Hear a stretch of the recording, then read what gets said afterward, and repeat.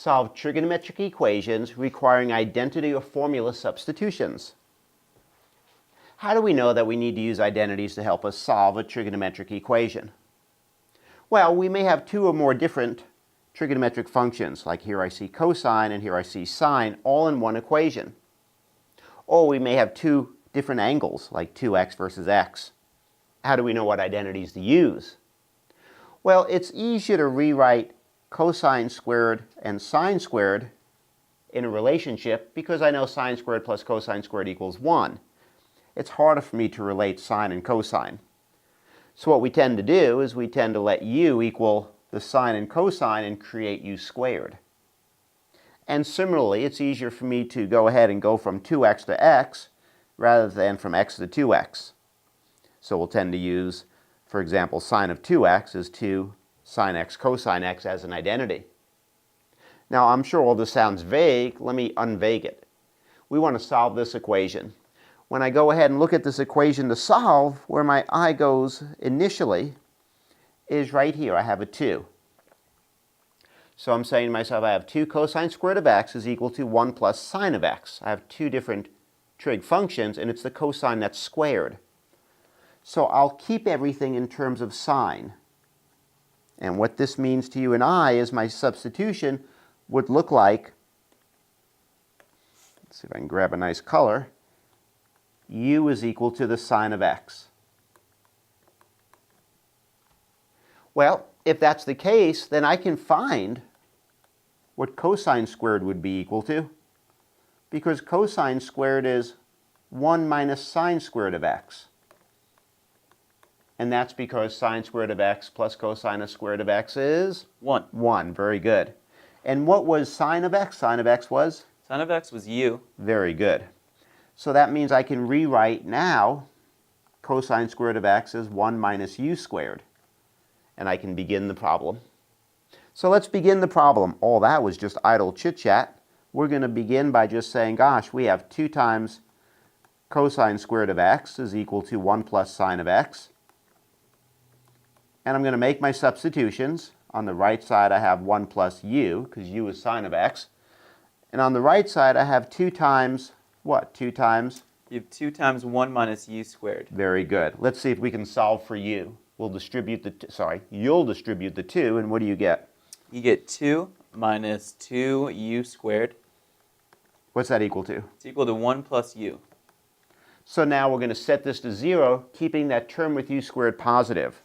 So if it's okay, I'm going to add a 2u squared to both sides. Sure. So now I have 2 is equal to 2u squared plus u plus 1. And then I'll probably subtract from both sides of the equation the 2. The 2. So now I have 0 is equal to 2u squared plus u, and then what then? And then plus minus 1. Minus 1. Now I'm going to look to factor. You're going to look to factor. So if I look to factor, I know I have 2u and u, numbers to multiply to negative 1 and add to plus 1. So the factors would look like what? It would look like 2u plus 1 times 2u minus 1. Well, we wouldn't have 2u in both locations. Oh, and times u minus 1. So you're saying it's 2u plus 1. Let's think about this for a sec. U minus 1. So if we went to check this, notice that the inner term and outer term would add up to negative u, and we want it to add up to what? Add up to? We want it to add up to positive u. All right, so it looks like we just want to rewrite it as, instead of 2u plus 1, it's 2u. It's 2u minus 1. Good. Times u plus 1. Very, very good. So now let's go ahead and solve for u.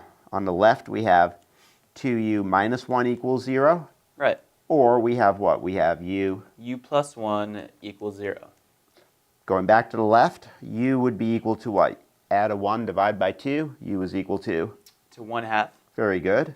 Or u is equal to what? Negative 1. Negative 1. Now what was u? U was? U was the sine of x. So we have the sine of x now equal to 1/2. Or what? Or the sine of x is equal to? To negative 1. Negative 1. Now we stop and think about our unit circle, which I know you remember, right? Yes. If I go ahead and sketch my unit circle here in blue, sine is equal to positive 1/2, a smart trig class, sine is positive in which quadrants? Quadrant. First quadrant and the second quadrant. Good. What is the reference angle if the sine of x is 1/2? What would that angle be? Pi over 6. Pi over 6. Very good. So I have x is equal to pi over 6. Right. And that's right here. And if my reference angle is pi over 6, then in the second quadrant I can find my angle by taking 6 pi over 6 minus pi over 6. The other angle would be what? It would be? It would be 5 pi over 6. 5 pi over 6. Very good. There's two of the solutions. Now, where is the sine of x equal to -1? Is it at 3 pi over 2? Very good. And there's my third solution on 0 to 2 pi, not inclusive of 2 pi. Is this checkable? Good Yes. question. Yes, it is. Simply graph it and check where you have the left function equal to the right function. And the left function is equal to the right function at pi over 6, 5 pi over 6, and 3 pi over 2. Thank you.